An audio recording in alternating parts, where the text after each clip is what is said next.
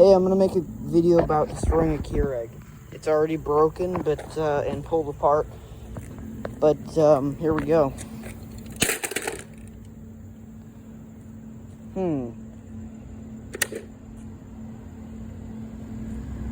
What to do first?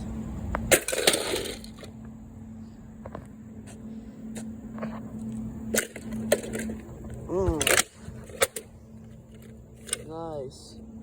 Breaking it down.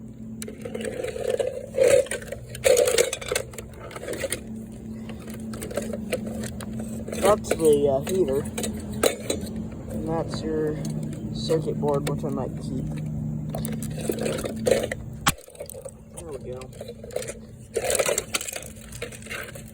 Oh, nice.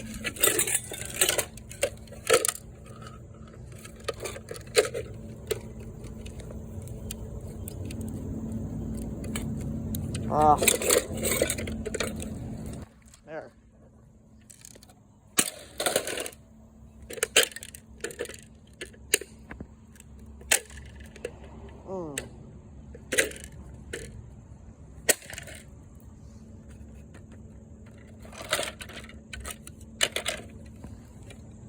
Alright, there's that one.